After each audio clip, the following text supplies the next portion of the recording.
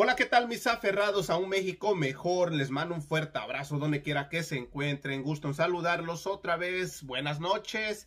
Y antes de comenzar esta nota, los invito a suscribirse a mi canal, activen la campanita de notificaciones, presionen en todas para que ustedes sean los primeros en estar informados y de esa manera me ayudarían bastante. Y bueno, esta es la nota. El doctor Hugo López-Gatell aclara todo sobre el semáforo, pues los chayoteros están haciendo de las suyas. Y sin tanto que hablar, a continuación damos inicio. Noticias del Ferras TV Internacional, las noticias en caliente. Arrancamos.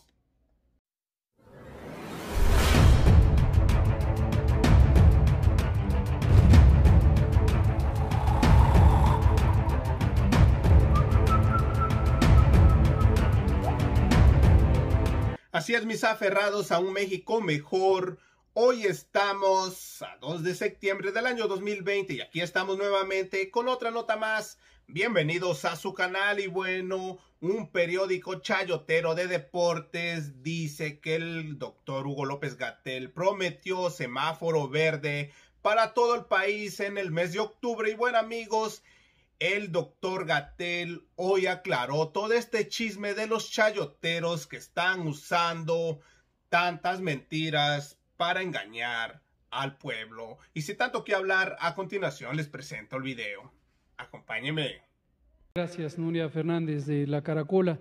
Efectivamente, ese es un elemento muy importante a considerar. Aquí aprovecho para ilustrar, ahorita regreso a la pregunta, pero para ilustrar un poco cómo se genera la desinformación con un elemento muy concreto que tiene que ver con esto. Hace un par de días, aquí frente a ustedes, frente a todos ustedes, me preguntaba Juan Carlos Machorro de AM Noticias Querétaro sobre la apertura de las escuelas. Y comenté aquí lo que quedó grabado sobre la expectativa de que posiblemente en la primera quincena de octubre o la segunda estuviéramos arribando ya a semáforos verdes en términos de la disminución del riesgo.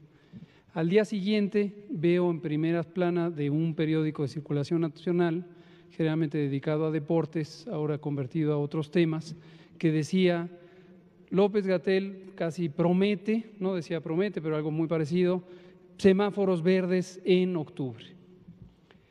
Ya se empieza a ver en las redes sociales que yo ya prometí eso y ya veo que es la cadena a la que va a llevar después que no le atiné al pico, que no promuevo el cubrebocas, que etcétera, etcétera, y que prometí los semáforos verdes y no se cumplieron. Este es verde, por cierto. No funciona así, lo hemos explicado una y otra vez. Esto no son promesas de campaña, no son pronósticos, no es el tarot. Uno hace consideración de los métodos técnicos, los métodos de epidemiología matemática, y tiene predicciones. Estas predicciones están sujetas, desde luego, a las condiciones de la realidad. Si esas condiciones no se cumplen, pues no ocurre lo que se predijo. Y en otras ocasiones he usado la expresión que le tomé prestada a los matemáticos: sí y solo sí se cumplen las condiciones que generaron la predicción. En este caso es que el comportamiento social es favorable a disminuir los contagios, porque la gente respeta las indicaciones de la autoridad sanitaria, se mantiene a sana distancia, se lava las manos, usa el cubrebocas en espacios públicos cerrados, etcétera. Pues entonces es probable que ocurra la predicción, y la predicción tiene un margen de probabilidad en donde puede o no ocurrir. De hecho, concretamente, la predicción es el 80% de probabilidad de que ese sea el escenario que ocurra. Quería aprovechar para aclararlo para aquellos que ya están en el hilo de que yo prometí semáforos verdes en octubre, y si llegamos a octubre sin semáforos verdes, que no se frustren o no se inquieten demasiado. Ahora, va de la mano con la pregunta que nos hace Nuria Fernández, y la apreciamos, porque estos son tres escenarios factibles, los tres. Son hasta cierto punto mutuamente excluyentes. Escenario 1, que la magnitud de la epidemia, medida por el número o la proporción de personas en el mundo y también en cada país y también en cada nivel subnacional, provincia, estado, municipio, tenga el antecedente de haber tenido exposición al virus y que se cumpla algo que todavía no se conoce con certeza, que es que la infección resulte en inmunidad, en la protección biológica frente a la infección. Pero además que esta inmunidad sea de suficiente duración, 6 meses, 12 meses, 18 meses, de por vida. No sabemos cuánto dura la inmunidad frente a la infección por COVID-19. No solo eso, no conocemos, cuando digo el plural me refiero a la comunidad científica mundial, no se conoce todavía todos los mecanismos de inmunidad. Y hay 2 tipos de inmunidad generales que mi maestro, el doctor Alcocer, ha explicado en varias ocasiones. Uno es la inmunidad celular, hay un grupo de células, linfocitos de distintos tipos que inhiben o destruyen al virus, y hay otros que dependen de los anticuerpos, sustancias que producen estos linfocitos, otro tipo de linfocitos. Entonces no se sabe todavía a ciencia cierta en el mundo entero cuál es la calidad y las propiedades de esta respuesta inmune. Entonces aquí tenemos que hacer un supuesto y decir sí y solo sí la infección por COVID genera inmunidad, y sí y solo sí esa inmunidad es de suficiente duración, pensemos arbitrariamente 6 meses, entonces llegaremos a un punto en donde alcancemos la proporción de personas inmunes, el porcentaje necesario para que sea inviable la transmisión. Y ese fenómeno se llama inmunidad de rebaño, en donde no todo el mundo necesita ser inmune, hay un porcentaje que es suficiente para que ya la probabilidad de encontrarse entre una persona no inmune y una persona infectante es razonablemente baja para que no se perpetúe la infección. Dada la transmisibilidad del virus SARS-CoV-2, transmisibilidad promedio, que está determinada también por muchos factores, se necesitaría entre 65 y 75% de las personas inmunes en cada espacio global, nacional, subnacional, regional, local, para que se inhibiera la transmisión. ¿Cómo alcanzar esta inmunidad? Hay 2 maneras y es el escenario 2. El escenario 1 es por la propagación del propio virus. El escenario 2 es por una acción externa, la vacuna. La vacuna es una medida de protección específica que justamente lo que resultaría, si y solo si la vacuna resulta ser eficaz, si y solo si se puede poner en unas condiciones eficientes para que sea efectiva, entonces se alcanza ese porcentaje y se extingue la epidemia. Pero también sí y solo sí, la inmunidad inducida por la vacuna es de duración suficiente. Y un tercer escenario que no está descartado, de hecho es una posibilidad muy factible, que ya ha empezado a mencionar la Organización Mundial de la Salud, es que COVID-19 se vuelve una enfermedad endémica. Le llamamos endémica a una condición de salud que permanece por un periodo largo, a diferencia de epidémica, que es que surge en un momento en el tiempo y que es distinguible como un fenómeno fuera de lo habitual. La endemia es habitual, la epidemia es no habitual. Muchas condiciones endémicas empiezan como epidémicas, como inusuales, en este caso es una enfermedad genuinamente emergente, y después ya se quedan como endémicas por un periodo largo. ¿Qué tan largo? No se puede saber. Y un escenario es que se convierta en un fenómeno semejante a la influenza. COVID-19 e influenza, aunque están causados por virus diferentes, de familias de virus muy diferentes, pueden tener un comportamiento clínico y un comportamiento epidemiológico semejante. Todavía no sabemos si COVID-19 va a entrar en una fase estacional.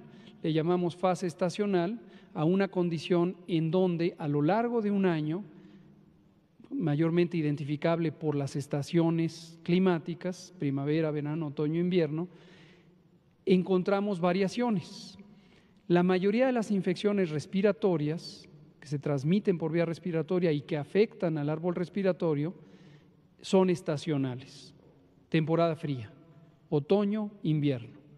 Y en primavera-verano disminuye su frecuencia, vuelve a aumentar en el siguiente otoño-invierno. Así se comporta influenza desde hace milenios, literalmente milenios, y posiblemente SARS-CoV-2, el virus que causa COVID-19, puede empezar a tener fluctuaciones estacionales y convertirse en una influenza más. Es una metáfora, pues son virus diferentes, pero como si fuera una influenza más. Esos son los escenarios que enfrenta la humanidad en su conjunto. Ninguno de ellos es una promesa, ninguno. Es simplemente la reflexión científica de lo que podría llegar a ocurrir. Muchas gracias, Nuria, por la pregunta.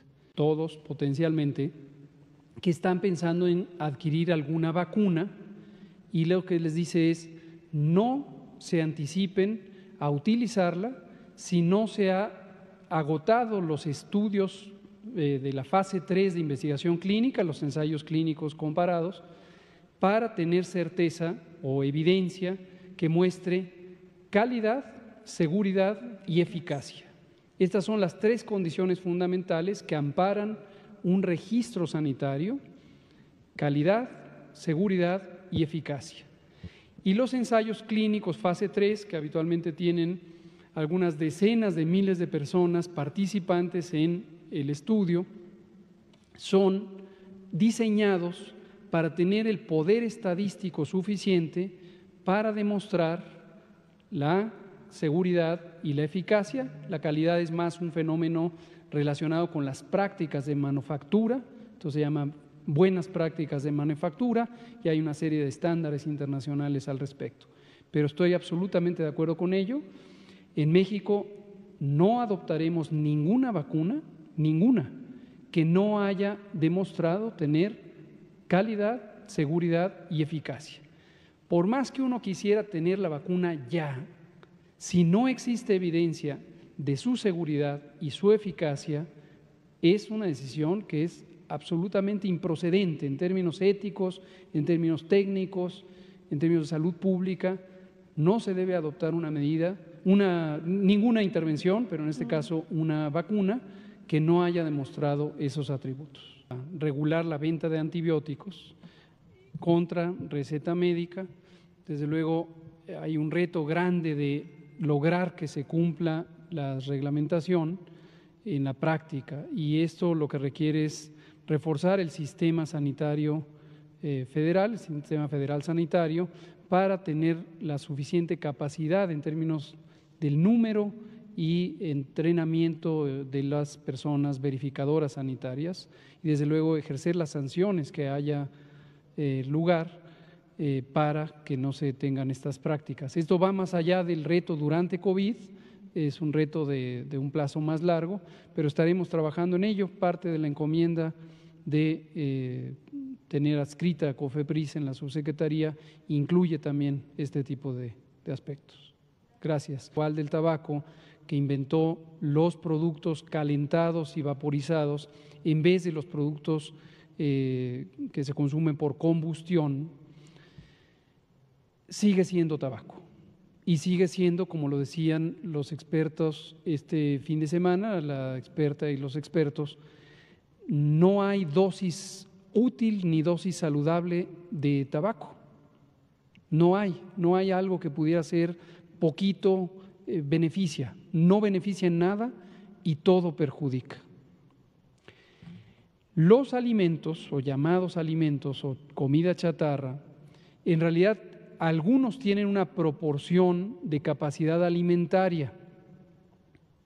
El origen puede ser un cereal modificado con azúcares añadidas, colorantes, inductores de apetito, inhibidores de saciedad, etcétera. Pero tienen un origen en algo que parece, aunque sea muy remotamente, quizás solo en la etiqueta de la caja, un alimento. Y eso ha generado a nivel mundial desde hace muchos años, décadas ya, un dilema, un debate sobre si se puede llegar a presentarlos como un producto invariablemente tóxico. Y hay toda una serie de consideraciones a las que la industria contribuye desde su lado a decir es que poquito, es que depende de la dosis consumida. Ahora mismo que elaboramos los nuevos etiquetados, los etiquetados claros que ya entran en vigor el 1 de octubre, lo que decían los representantes de la industria, recordar que por qué estábamos en la mesa con los representantes de la industria para discutir etiquetado, porque así lo mandata la ley de normalización que entonces existía y seguimos muy escrupulosamente las reglas que impone la ley de normalización y se consulta a las partes interesadas. Y tuvieron tiempo y oportunidad de sobra para externar todos sus argumentos. Y algo que decían era que el etiquetado debería estar asociado con la dosis.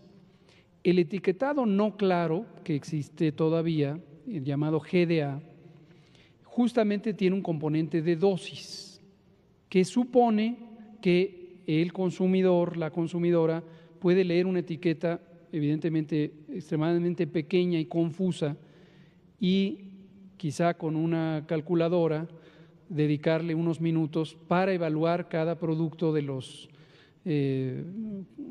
70 u 80 que compra una tarde en el supermercado y entonces decidir que de este se va a tomar 2 cucharaditas y de aquel se va a tomar un medio vaso, pero no funciona así. Entonces, por eso los etiquetados claros dan una indicación clara que dice esto es alto en azúcares, esto es alto en sodio, esto es alto en grasas o esto es alto en calorías o esto tiene cafeína, no se debe usar en niños o esto tiene edulcorantes artificiales, no se debe usar en niños o no se recomienda usar en niños. Entonces, es complejo el diseño del etiquetado en ese sentido. Ahora, aprovecho su pregunta, que le agradezco, para comentar lo que comentó el presidente esta misma mañana sobre los impuestos. Ciertamente los impuestos son una medida que si se visualiza solamente desde la perspectiva recaudatoria, es decir, como que el ánimo es conseguir dinero para las arcas públicas, podría ser que no se tenga en cuenta impactos negativos que puede tener sobre las economías populares. Pero como comentábamos en días recientes, creo que ayer, este tipo de impuestos, llamados impuestos especiales, llamados también impuestos saludables o impuestos piguvianos, tienen una característica que es disuadir el consumo. Cuando se trata de un impuesto que disuade el consumo de un bien que es benéfico, estrictamente un bien, puede ser que cause un daño mayor para las economías populares porque la proporción de gasto de ese producto es mayor en personas con menor capacidad financiera. Pero aquí los impuestos para los productos no saludables tienen una particularidad que es aumentan el costo, ciertamente aumentan el costo, ese es el propósito, de hecho, para disuadir el consumo de un producto que no es benéfico. Yo le hago broma a mis amigas y amigos economistas de la salud de que en el lenguaje económico le llaman bienes a todo producto de consumo y yo les digo no, es que este no es un bien, este es un mal. Entonces, si el mal le pones un impuesto y reduces el deseo de consumirlo, le haces un bien a la persona. Y es real. Y este es este fenómeno paradójico de la regresividad. Regresividad es este fenómeno que conocen los economistas, hombres y mujeres, de que las personas con menor capacidad financiera sufren mayores impactos cuando se pone un impuesto. Pero si, insisto, el producto al que se le pone el impuesto es desafortunado para la salud, es maligno, es tóxico, pues qué bien, porque entonces disuadir el consumo de algo que es desfavorable a la salud resulta en muchos beneficios, ¿no? Esta es una conversación que seguramente seguirá abierta en el gobierno. Quiero también enunciar, el presidente ha sido extraordinariamente claro desde que empezó el sexenio en su intención de que no se afecten las economías populares. Entonces es una consideración más amplia. Desde luego, este tema de los impuestos especiales es una particularidad, pero todos respaldamos la idea de que no queremos que los impuestos afecten las economías populares.